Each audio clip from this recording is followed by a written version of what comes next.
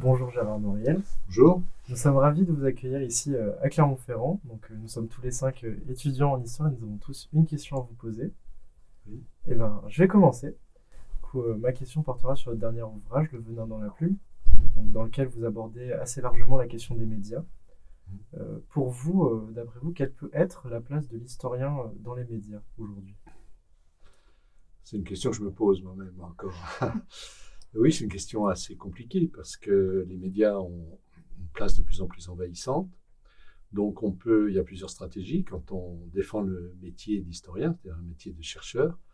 C'est soit de rester en dehors, comme beaucoup de collègues font, ce qui est je trouve très respectable, soit y être complètement, comme on en voit certains, qui finalement renoncent en partie à leur statut de chercheur pour devenir des experts ou des journalistes finalement. Et puis il y a une troisième position, celle que je défends, c'est avoir une stratégie finalement où on joue un peu avec les médias. C'est-à-dire que, surtout quand on travaille sur des sujets comme les miens, qui sont des sujets aussi qui portent sur l'actualité, où moi j'ai toujours considéré que le métier d'historien avait une dimension civique, c'est-à-dire c'est pas uniquement pour produire des connaissances, c'est aussi pour essayer de faire vivre dans une société un peu plus tolérante, un peu plus ouverte.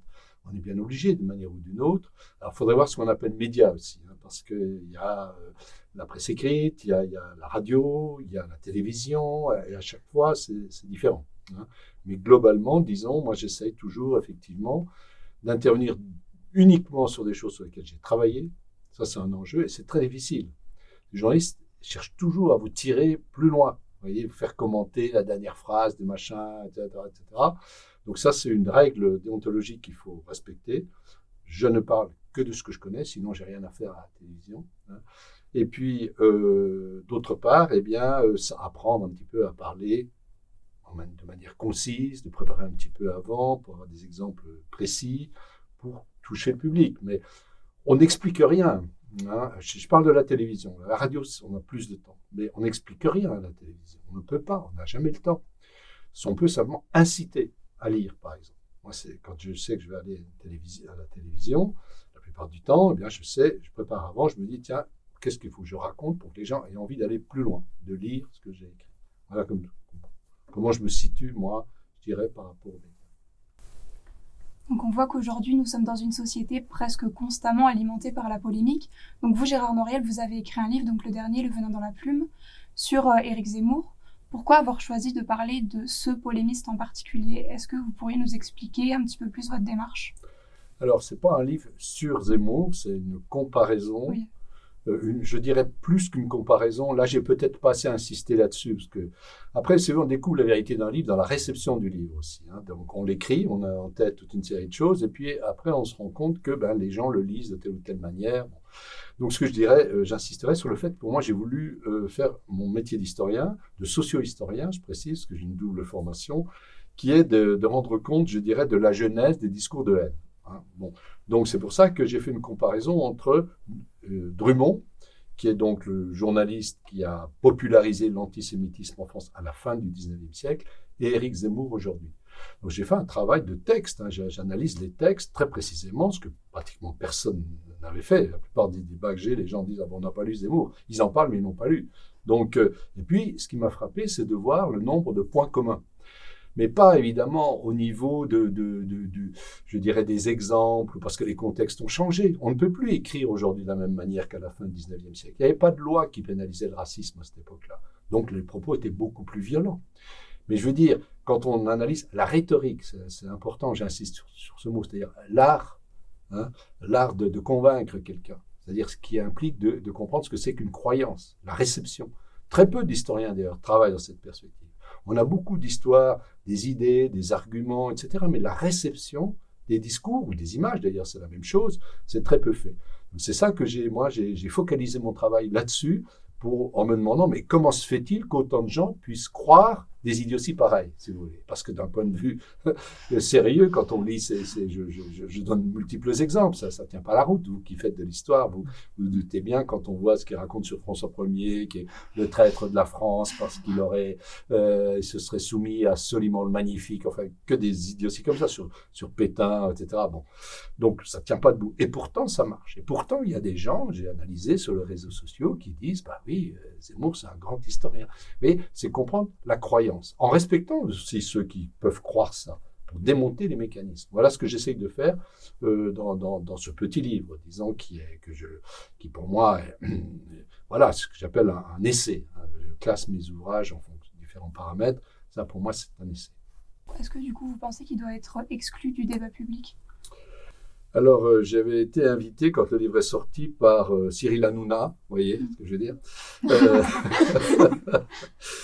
pour un débat portant sur ces questions, où il y avait toute la brochette, Nolo, etc., etc. Donc, bien sûr, j'y suis pas allé, parce que moi, je pose pas la question comme ça. C'est-à-dire que moi, j'ai toujours dit, dès le début, quand le livre est sorti, je l'avais dit à l'éditeur d'ailleurs d'abord, je ne ferai pas de débat avec Zemmour. Parce que je montre dans le livre qu'on ne parle pas le même langage. Donc, si vous voulez, pour conforter un préjugé, il vous faut 5 secondes. Pour le démonter, il vous faut une demi-heure. Donc, il y a déjà une inégalité flagrante, vous comprenez ? Donc, et c'est faire trop d'honneur, je dirais, à des gens comme ça, que de les considérer comme des interlocuteurs valables. Donc, mais en même temps, c'est pas à moi de régenter la loi. Je veux dire, il y a des lois.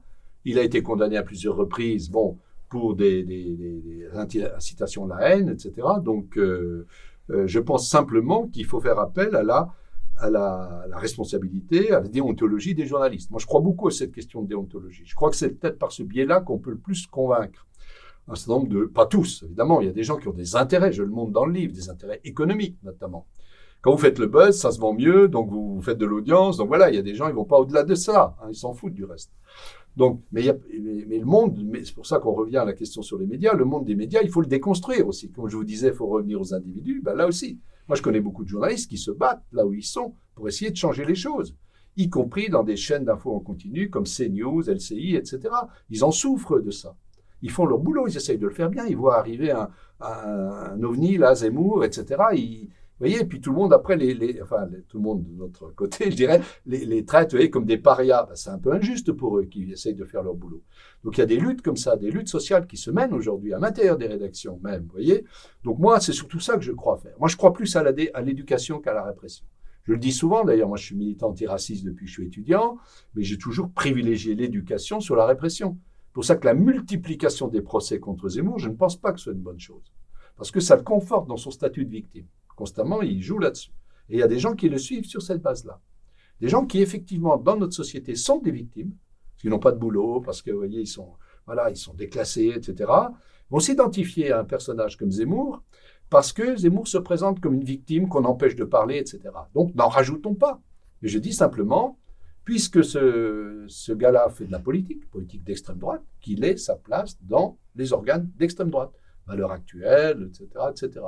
Mais pas dans des chaînes qui se disent apolitiques. C'est là qu'il y a une responsabilité, aussi des instances de contrôle, comme le CSA, etc., ne pas permettre que des chaînes généralistes, qui se disent généralistes, apolitiques, permettent à des gens comme lui, qui portent une parole politique d'extrême droite, de pouvoir, voilà. Mais je n'irai pas à dire il faut interdire, parce qu'on sait très bien que c'est contre-productif.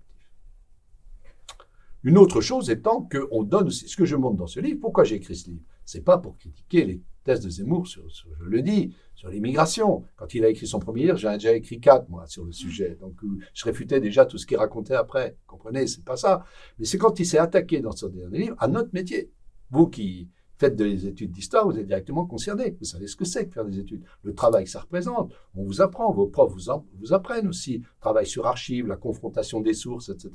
Et moi, ce type-là, qui n'a jamais fait la moindre enquête historique, venir traiter les historiens de mafia, de nouveaux prêtres pour le féminisme, pour le machin, etc. C'est de la diffamation. Or, quand il a sorti son dernier livre, aucun historien professionnel n'a été invité pour défendre notre métier, l'honneur de notre métier. Or ça, c'est très dangereux, y compris d'un point de vue civique. Pourquoi ? Parce que vous pouvez regarder partout, dans l'histoire et dans le présent, prenez le Brésil, etc., eh bien, les populistes, comme on dit, c'est toujours des gens qui articulent la xénophobie, voire le racisme, et l'anti-intellectualisme. Il y a toujours les deux qui sont connectés. Hein. Donc, à la fois, c'est défendre l'honneur de notre métier et aussi défendre l'honneur de notre société, je dirais. Vous voyez ? Donc, c'est pour ça que je me suis lancé là-dedans. Mais c'est dans les comptes rendus, très peu ont finalement abordé cette dimension-là quand je parle de ce que c'est réellement notre métier. Parce que les journalistes, la plupart du temps, ils s'en foutent de ça. Vous comprenez ? Ils veulent des gens qui disent comme eux, quoi. Donc, c'est aussi une bataille. Il y a une lutte, et je reproche un peu à mes collègues historiens de ne pas être assez offensifs sur la défense de l'autonomie du métier. C'est pour ça que je cite souvent Marc Bloch, parce que Marc Bloch, eh bien, le dernier livre qu'il a écrit, c'était pendant la Résistance, où il combattait les nazis les armes à la main. Là, il a écrit Apologie pour l'histoire, ou Métier d'historien, où ce que je vous dis là, il le disait déjà. Hein. Donc, c'est un enjeu majeur, hein, à multiples niveaux, et donc il faut avoir ça présent dès qu'on fait des études d'histoire. Dans ce sens, vous dites du coup qu'il faut que vous avez une posture éducatrice.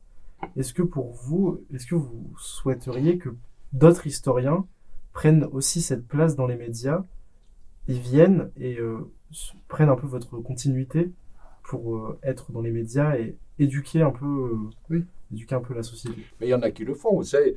Moi, j'ai été l'un des fondateurs du CVUH, le comité de vigilance face aux usages publics de l'histoire, en 2005. On avait déjà ce problème qui se posait, puisque c'est l'époque où il y avait une loi qui était passée qui voulait obliger les enseignants à présenter les aspects positifs de la colonisation.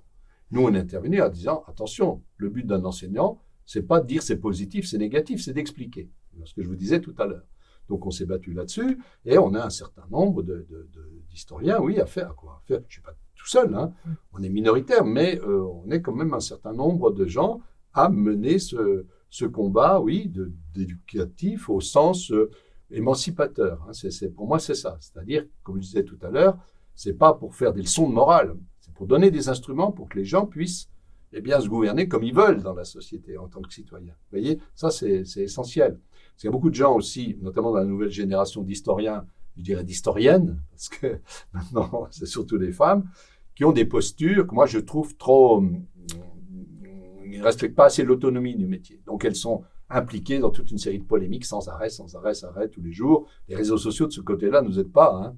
Les réseaux sociaux sont fabriqués, vous voyez, pour créer de l'émotion, de l'insulte, Voilà, donc c'est un peu contradictoire avec ce que je vous dis là.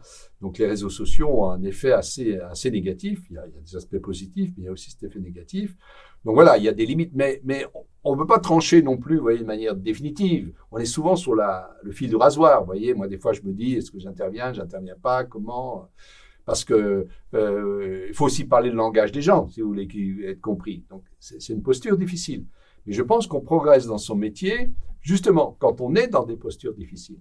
Quand on est dans le confort, comme ça, où finalement tout roule, tout est bien, vous êtes tranquille, finalement, c'est un métier. Parler à mes collègues, là, on en a parlé tout à l'heure, on est quand même un peu des privilégiés, on est fonctionnaire, on est tranquille, on fait des cours, etc. Bon, si on reste là-dedans, évidemment, on n'a pas de souci. Enfin, je veux dire, on peut avoir une vision très, voilà, optimiste du monde, etc. Mais quand on est confronté, on travaille sur des sujets comme ça, là, oui, il faut écouter toujours ce que les gens vous disent.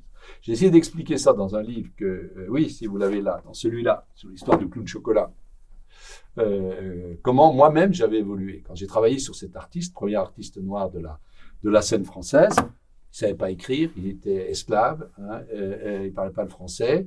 Donc pour moi, pour les sources, faire une biographie de quelqu'un qui a laissé aucune trace, c'était compliqué. J'explique comment la démarche peut aussi se développer. Donc là, il y a un effet intéressant au sens où on peut contribuer à des effets civiques, hein, en même temps de faire mieux son métier d'historien. Vous voyez ce que je veux dire ? C'est-à-dire, il n'y a pas d'un côté le civique et de l'autre la recherche. L'articulation des deux vous permet de vous poser parfois de nouvelles questions. Parce que moi, je m'occupe d'une association d'éducation populaire.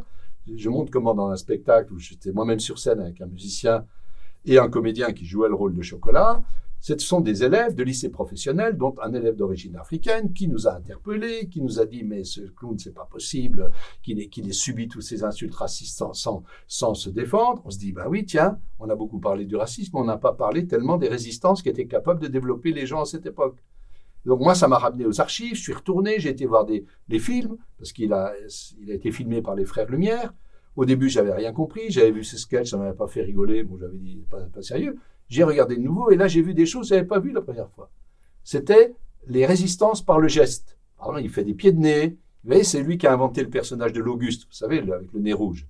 Donc, vous voyez comment aussi, grâce au contact qu'on peut avoir avec un public, on peut progresser dans son métier d'historien. Parce que, surtout quand on travaille sur des sujets comme ça. Parce qu'il ne faut pas prendre les gens à qui vous parlez comme des analphabètes, des gens qui ne savent rien. Ils ont tous une expérience, une compétence.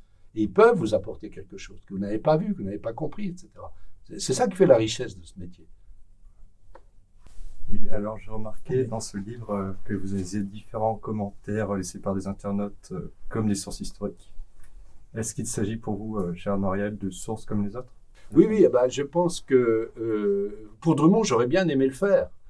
Il a reçu énormément de lettres, mais elles ont disparu. C'est le problème de l'archive pour l'historien. Donc, si vous voulez faire une étude précise de la réception, vous êtes obligé d'utiliser des sources comme ça, évidemment. Donc, aujourd'hui encore, on peut faire des enquêtes d'opinion. J'aurais pu, si j'avais passé 10 ans là-dessus, vous voyez, faire des enquêtes d'opinion, faire un sondage, etc. Là, je me suis limité, disons, une analyse des réseaux sociaux, et notamment des sites d'extrême droite. Donc, d'un site d'extrême droite qui s'appelle Riposte laïque, pour mesurer les effets. Voilà, les effets concrets. Et on voit, ce que je montre dans le livre, qu'il y a une sorte d'encouragement. C'est des textes qui encouragent à la violence, au mépris, mais aussi à la violence.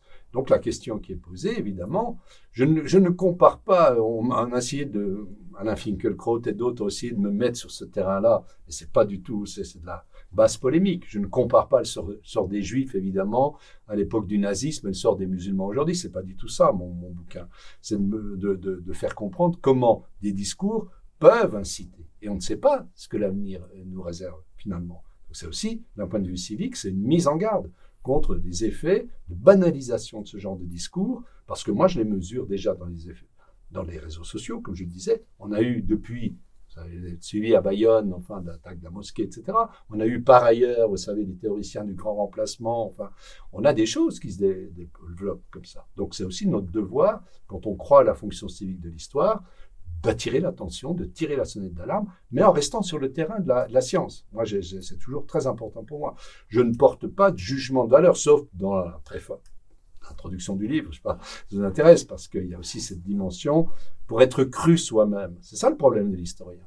Si vous avez uniquement, dans un sujet comme celui-là, uniquement des arguments scientifiques complexes, etc., le nombre de vos lecteurs va être réduit aux gens qui sont déjà d'accord avec vous. Donc, si vous voulez toucher un public plus vaste, il faut aussi nous-mêmes utiliser des moyens rhétoriques. Voilà, c'est un petit peu ce que je fais dans l'introduction. Mais oui, pour moi, c'est important d'analyser.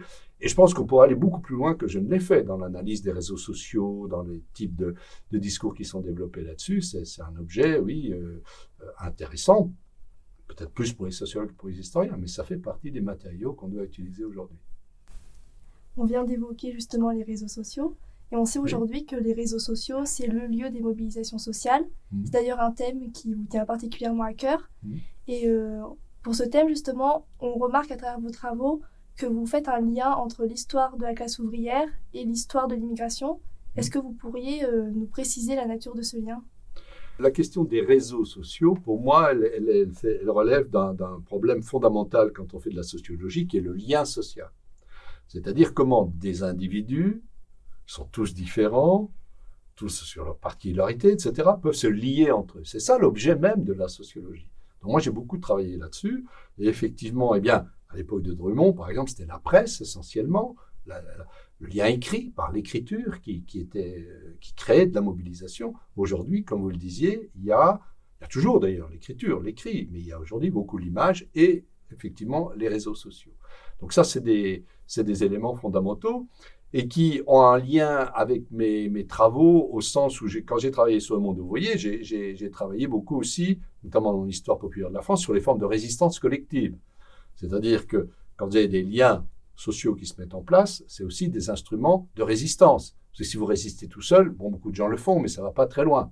Donc, l'union fait la force, comme on dit. Donc, c'est aussi ces moyens sont à la disposition des gens, peuvent permettre de créer des fronts communs pour résister contre les injustices, contre les discriminations, etc.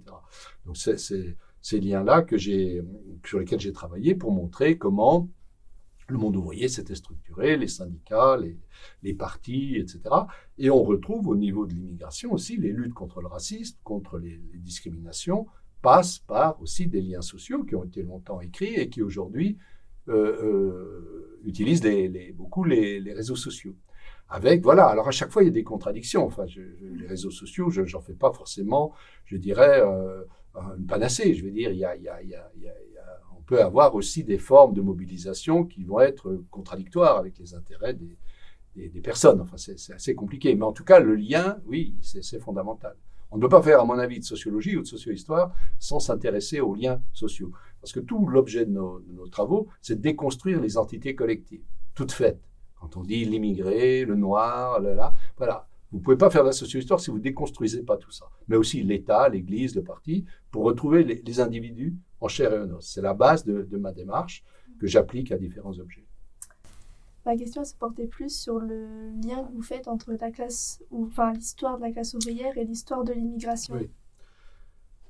Pour moi, j'ai écrit dans cette histoire populaire de la France que, pour moi, l'immigration, ou plus généralement les migrations, sont une dimension fondamentale de l'histoire populaire. Voilà. Je veux dire, si vous reprenez l'histoire de la France, vous pouvez constater que depuis toujours, depuis le Moyen-Âge, vous avez eu des migrations. Ça fait partie de l'histoire de l'humanité, d'ailleurs. Les migrations, c'est une composante fondamentale du progrès des civilisations. Tout le monde le sait. Je veux dire, ça fait 200 000 ans, les premiers hommes, vous savez, l'homo sapiens, il vivait en Afrique. Donc, il y a eu toutes ces... Donc ça, c'est un point de base. Donc moi, comme j'ai beaucoup travaillé sur l'immigration dans mes travaux, c'est le principal objet de recherche, j'ai toujours combattu contre ceux qui disent que l'immigration est un problème. Parce qu'en France, ce que j'ai montré dans mes livres, c'est qu'il y a une association des deux mots. Immigration et problème, ça apparaît en même temps dans le vocabulaire, à la fin du 19e siècle. Vous voyez, il y a un préjugé là, français typique par rapport à ça. Et donc, ce que j'ai montré, c'est effectivement que l'immigration était une composante fondamentale de l'histoire populaire, que l'histoire de l'industrie, l'histoire de l'agriculture, l'histoire aussi de la culture ne pouvait pas, contemporaine, du monde contemporain, ne pouvait pas être comprise si on ne faisait pas une large place à l'immigration. Donc, à partir de là, effectivement, il y a une connexion avec l'ensemble de la société française, mais plus particulièrement l'histoire ouvrière, puisque principalement, les immigrants, ce sont des gens qu'on a fait venir pour occuper des secteurs entiers du marché du travail. Voilà. Donc, à partir de là, voilà, on peut analyser aussi des contradictions. C'est-à-dire, on voit au sein du monde ouvrier des contradictions liées à l'immigration. C'est-à-dire, un certain nombre d'ouvriers ont pu reprendre à leur compte la vision négative donc des étrangers, des travailleurs étrangers. Donc, la xénophobie, voire le racisme, ont pu aussi pénétrer à l'intérieur du monde ouvrier, et c'est une des causes parfois de l'affaiblissement des luttes sociales, puisque quand on divise les gens sur la base de leur origine, de leur religion, etc., on affaiblit. C'est pour ça que j'ai montré aussi dans mes livres que les logiques identitaires, presque toujours dans l'histoire de France, elles ont été initiées, impulsées par les dominants, c'est-à-dire le patronat, vous voyez, la classe dominante qui, pour casser les résistances, voilà, introduisait ce type de rivalité. C'est aussi pour ça que j'insiste, et ça c'est aussi une dimension civique par rapport à aujourd'hui, sur le fait que si on veut vraiment lutter efficacement contre les injustices, il faut toujours privilégier la question sociale. Et être capable, ce qui n'était pas le cas peut-être suffisamment dans le passé, de la relier avec d'autres luttes, comme les discriminations sexistes, les discriminations liées à l'origine, à la religion, etc. Mais il faut toujours garder en tête l'importance des questions sociales. Sinon, on brise la capacité d'alliance qu'on peut trouver au sein d'une société. Et ça, je crois que toute notre histoire contemporaine le montre. Donc vous avez beaucoup travaillé sur ces questions sociales, et j'aimerais savoir si, à vos yeux, il est possible d'articuler légitimité scientifique et défense de convictions ou d'engagement personnel. Alors ça, oui, c'est une question qui n'est jamais tranchée complètement. Je veux dire, moi je me suis, disons, j'ai travaillé beaucoup avec Pierre Bourdieu, c'est peut-être de nom, qui est un plus grand sociologue français. Donc, et j'ai été marqué beaucoup, quand j'avais à peu près votre âge, par ces modèles qui étaient Bourdieu, Foucault, etc. Ce qu'on appelait l'intellectuel spécifique. L'intellectuel spécifique, c'est, je dirais, quelqu'un qui accepte être intellectuel, ça veut dire accepter d'entrer dans le débat public. On n'est pas obligé en tant que chercheur. Pour moi, j'ai une énorme admiration pour une multitude de savants que personne ne connaît. Voilà, c'est des vrais savants comme dans d'autres disciplines. Donc c'est très légitime, hein, c'est ce qu'on nous demande finalement. Mais moi, j'ai toujours eu besoin quand même de me dire que ce que je faisais servait à quelque chose. Et en travaillant sur des sujets aussi chauds, je dirais que évidemment la question se posait tout particulièrement. Donc la posture que j'ai adaptée, qui est de plus en plus, je l'avoue, difficile à tenir, c'est de dire, donc comme je vous le disais tout à l'heure, c'est-à-dire je n'interviens dans l'espace public que sur des choses sur lesquelles j'ai moi-même travaillé, non pas pour dire aux gens ce qu'ils doivent penser ou ce qu'ils doivent faire, mais pour leur donner des outils afin qu'ils mènent leur propre combat. Vous voyez, ça c'est très important. Donc évidemment, j'ai écrit un petit livre d'ailleurs sur les intellectuels, vous avez peut-être vu, où j'ai caractérisé plusieurs postures. Je me distingue à la fois, donc moi ce que j'appelle l'intellectuel spécifique, posture que je viens d'évoquer, se distingue à la fois de l'intellectuel de gouvernement. Si vous vouliez un nom, je pourrais dire Alain Finkielkraut, par exemple, vous voyez. Il y a des gens qui, en fait, accompagnent la pensée dominante d'une manière ou d'une autre, mais aussi de l'intellectuel qu'on appelait autrefois révolutionnaire ou critique, c'est-à-dire qui, finalement, donne aussi quand même des leçons aux autres, qui critiquent constamment, etc., etc., en abandonnant, finalement, le principe d'autonomie de la science. Parce que ça, pour moi, c'est fondamental. C'est ça que j'ai retenu aussi de Bourdieu. Il y a une autonomie. Il faut défendre l'autonomie de notre métier. Nous, on n'est pas là pour porter des jugements de valeur. Vous savez, Marc Bloch parlait de la manie du jugement. Effectivement, ça c'est la mémoire. Quand on est dans des enjeux de mémoire, voilà, on dénonce la colonisation, Vichy, tout ce qu'on voudra. Mais quand on fait de l'histoire savante, on explique. On essaie de comprendre, d'expliquer, mais on ne juge pas. Et souvent, quand on explique, les autres nous disent qu'on juge. Vous voyez, si vous voulez expliquer le crime, on vous dit que vous justifiez le crime. Ben non, vous l'expliquez. Vous essayez de comprendre les raisons qui font que des individus peuvent faire telle ou telle chose, vous voyez. Donc ça, c'est une posture fondamentale à défendre. Si on ne la défend pas, notre métier, à mon avis, à terme, risque de disparaître, vous voyez. Parce que, on devient des militants, on devient des journalistes, mais on n'est plus des enseignants-chercheurs. C'est bon ? Merci à vous. J'ai tenu le temps, ça allait. Merci. Merci Pour votre travail. Hein. Voilà, j'espère que ça vous a apporté des choses et que ça vous donnera envie de continuer à faire de l'histoire.